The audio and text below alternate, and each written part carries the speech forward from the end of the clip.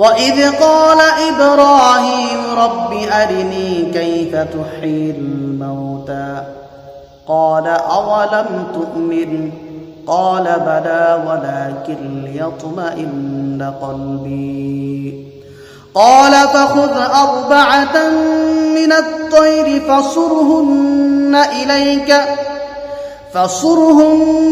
إليك ثم اجعل على جبل منهن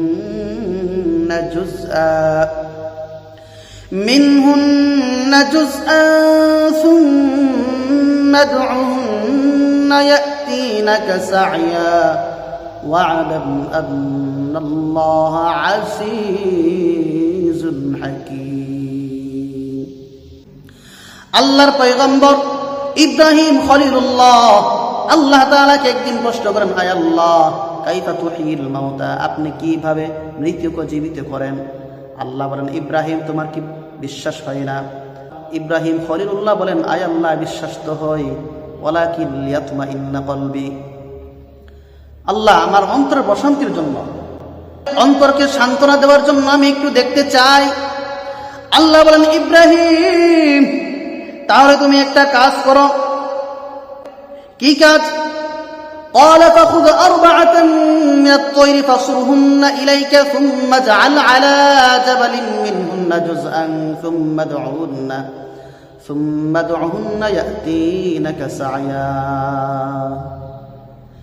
ইব্রাহিম তুমি 4টি পাখি ধরে নিয়ে আসো, এই 4টি পাখি ধরে জবে করে সবগুলা তুমি হাড্ডি গুড্ডি মাংস সবগুলা তুমি মিক্স করে তোমার চতুর্পাশে যে পাহাড় আছে পাহাড়ের মধ্যে তুমি রেখে আসো। তুমি মাঝখানে গিয়ে ডাক দিবে, সঙ্গে সঙ্গে দেখবে তোমার হাতের সামনে সবগুলো পাখি আগের মতো জোড়া লেগে তোমার সামনে হাজির। ইয়াতিনাকা সায়া, দেখবে সবগুলা পাখি আগের মতো আগের রূপে সম্পূর্ণ আগের হালতে তুমি যখন ডাক দিবে তারা এসে তোমার সামনে হাজির।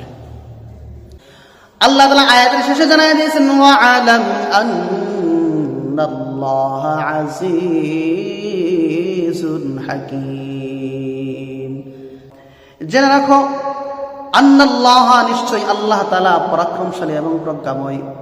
আল্লাহ তাআলা এত শক্তি, আল্লাহর হিকমতের কোনো তুলনা হয় না, আল্লাহর শক্তির সাথে তুলনা হয় না।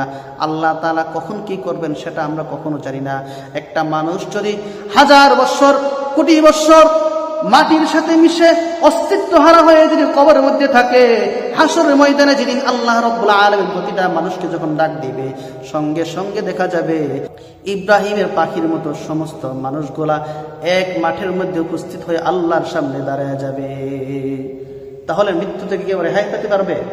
সুতরাং এই আয়াত থেকে বোঝা গেল, যদি কোনো মানুষ এই কথা অস্বীকার করে যে একটা মানুষ বৎসরের পর বৎসর, মাসের পর মাস, বৎসরের পর বৎসর, যুগের পর যুগ, 1000 বৎসর, লক্ষ বছর এই কবরের মধ্যে থাকার পরে যেই মানুষটা হাড্ডি মাংস সবকিছু বিলীন হয়ে যাবে, মাটির সাথে মিশে যাবে, অস্তিত্ব হারা হয়ে যাবে, এই মানুষটাকে আল্লাহ তাআলা আবার কিভাবে জীবিত করবেন?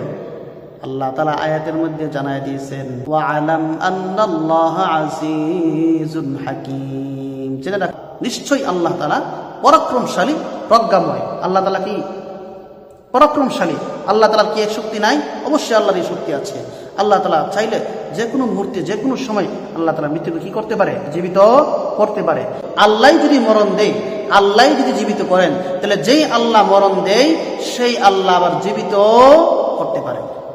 আমরা যদি কবরের মধ্যে 1 সপ্তাহ, 1 মাস, 1 বছর, 1 যুগ, 1000 বছর, লক্ষ বছর কবরের মধ্যে যদি আমরা থাকি, তারপরেও আমার আল্লাহ তাআলার এই শক্তি আছে।